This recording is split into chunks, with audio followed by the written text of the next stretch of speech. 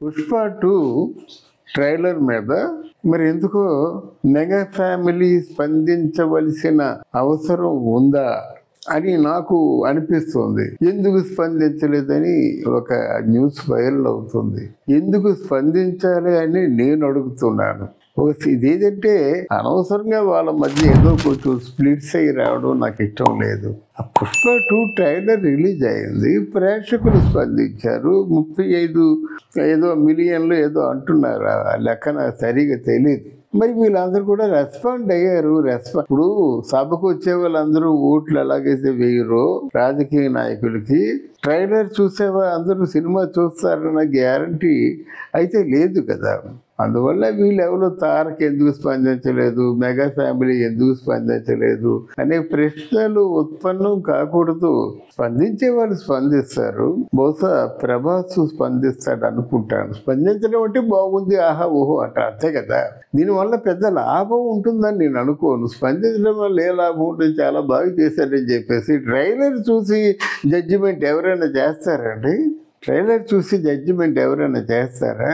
మరి మీరు ఎలా చెప్తారు? కొన్ని విషయాల్లో ముందుగానే చెప్తారంటే అందులో ఉన్న మౌలికంగా ఉండే అంశాలు ఏమున్నాయి, వాటి ప్రభావం ఎలాగుంటుంది, వాటి తాలూకు సక్సెస్ ఎలాగుంటుందని చెప్పొచ్చు. అంటే ఫ్లైట్ టేక్ ఆఫ్ను బట్టే ల్యాండింగ్ కూడా చెప్పొచ్చు అని ఎలాగంటాము. ఒక సినిమా ఆవిర్భావం బట్టే సినిమా తాలూకు భవిష్యత్తును కూడా చెప్పొచ్చు. అవి జనరల్గా జరుగుతున్న అంశాలు అన్నమాట. నేను ఆల్మోస్ట్ చాలా 50 years ముందు నేను జర్నలిజం స్టార్ట్ చేశాను. అప్పుడు కాగడా శర్మ కానీ లేకపోతే వెంకట్ గారని ఆంధ్రప్రభలో ఉండేవాడు, అలాగే గౌతమ్ గారు ఆంధ్రజ్యోతిలో ఉండేవారు, పత్రికా శ్రీనివాస్ ఉండేవారు. వీళ్ళందరూ కూడా చెప్పేవారు అన్నమాట, సినిమా ఇలా పోతుందని చెప్పేవారు. అలాగే పోయేది, అది వాళ్ళ అనుభవం అన్నమాట. అలాగా కొన్ని చెప్పవచ్చు. కానీ ఇక్కడ వాళ్ళు ఆర్టిస్టులు ఒక నిమిషమో 2 నిమిషాలు 3 నిమిషాలు ట్రైలర్ని చూసి ఆ ట్రైలర్ తాలూకు ఫలితాన్ని చెప్పడం అన్నది అంత కరెక్ట్ కాదు. అందువల్ల మనం ఏదో వాళ్ళ 2 కుటుంబాల మధ్య ఏదో ఒక దాన్ని ఏమంటారంటే ఒక కూడుగా ఒక తండ్రి బోల్ట్ పేల్చడం మంచిది కాదు. వాళ్ళు బాగానే ఉన్నారు, బాగానే ఉంటారు. మధ్యలో వీళ్ళే అనవసరంగా రచ్చ చేసుకొని వెర్రివాళ్ళు అవుతారు కనుక అలాగే చెప్తాను నేను. అంటే ఒక సీనియర్ జర్నలిస్ట్గా నేను చెప్పకపోతే ఇంకా అర్థం లేదు. వీళ్ళ ఫ్యాన్స్ కానీ వాళ్ళ ఫ్యాన్స్ కానీ సినిమాల గురించి ఎందుకు కొట్టుకోవాలండి? సినిమాలకి కుటుంబాల మధ్య వైరుధ్యానికి సంబంధం ఏంటి? అది కరెక్ట్ కాదు కదా. అందుకు నేను ఈ విషయంలో మీరు ఈ ప్రశ్న వేశారు కనుక దీని ప్రభావం ఎలా ఉంటుంది, వాళ్ళు ఎందుకు స్పందించలేదంటే ఎందుకు స్పందించాలని అడుగుతున్నాను నేను. అంటే ట్రైలర్ చూసి స్పందించేయడమే అంటే వాళ్ళు స్పందించేస్తే నిజం అయిపోతుందా, లేకపోతే స్పందించకపోయినట్టు అది అబద్ధం అవుతుందా?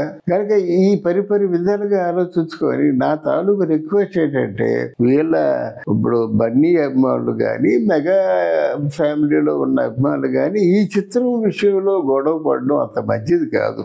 ఇది గొడవ పడితే అవుతుందంటే దీని తాలూకు ప్రభావం కొన్ని 100 కోట్లు. సినిమా పెట్టుబడి పెట్టేవాడు మెగా ఫ్యామిలీతో సంబంధం లేనివాడే పెడుతున్నాడు కదా. పాప ఎక్కడి నుంచో తెచ్చి పెడుతున్నాడు. మెగా ఫ్యామిలీతో సంబంధం లేదు, బన్నీ ఫ్యామిలీతో సంబంధం లేదు. అంటే ఈయన ఏదో మంచి బిజినెస్ జరుగుతుంది అనేది ఉన్నది లేనిది ఊడ్చి ఫైనాన్స్ తెచ్చుకొని భారీ వడ్డీలు కట్టుకొని ఇన్ని చేసినటువంటి మనకు తెలియకుండా పరోక్షంగా ప్రొడ్యూసర్ని నష్టపరుస్తున్నాం. ఆ విషయం ఆలోచించుకోవాలి. కనుక నా తాలూకు పర్సనల్ రిక్వెస్ట్ ఏంటంటే పుష్ప విషయంలో సాధ్యమైనంత వరకు కూడా ఈ డిఫరెంట్ ఆఫ్ ఒపీనియన్స్ ఉండకూడదని, పుష్ప విషయంలోనే కాదు ఎవరైనా బాగా భారీగా పెట్టుబడి పెట్టి కొన్ని 100 కోట్లు పెట్టిన తర్వాత సాధ్యమైనంత వరకు అందులో ఎంత మంచి ఉన్నప్పుడు కూడా దాన్ని ఇంకా కాస్త పెంచి ఆ సినిమా రన్కే పాటుపడాలి. కానీ దాని మీద ఏదో కోడిగుడ్డు మీద వెంట్రుకలు తీసినట్టు ఈ సినిమా ఆడదు కూడదు అని మాట్లాడడం మాత్రం ఎంతవరకు మంచిది కాదని నేను మనవి చేస్తున్నా. స్పందిస్తారు, స్పందించకపోవచ్చు. అది పెద్ద సమస్య కాదు. దాన్ని మనం ఫోకస్ చేయవలసిన అవసరం లేదు, వైరల్ చేయవలసిన అవసరం లేదు. వైరల్ చేస్తే మనకే ఉపయోగం ఉంటుంది. అందువల్ల సినిమా చూసిన తర్వాత డెఫినెట్గా వాళ్ళు స్పందిస్తారు. ఫస్ట్ కాపీ చూసిన తర్వాత ఊరుకుంటారా? ఒక సినిమా అద్భుతంగా ఉందనుకోండి, మనమే చెప్పేస్తాం. నేను ఎన్నిసార్లు చెప్పాను నేను కల్కి గురించి.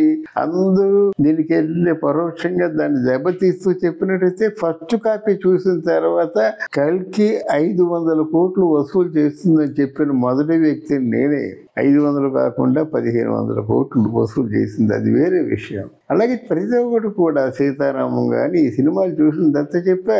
దేవరకొండ విజయ్ వాళ్ళ ఫాదరు మంచి ఆత్మీయులు, ఏదో చెప్పామాట. ఆయన చాలా హ్యాపీగా ఫీల్ అయ్యాడు. ఆ బేబీ డైరెక్టర్ వీళ్ళందరూ కూడా. కథాంశంలో ఎప్పుడైతే గొప్పదనం ఉందో ఆ కథ ప్రేక్షకుడికి మనసుకి ఎక్కుతుంది. తర్వాత అది మౌత్ పబ్లిసిటీ, తర్వాత ఆటోమేటిక్గా ఈజీగా విజయవంతం అయిపోతుంది.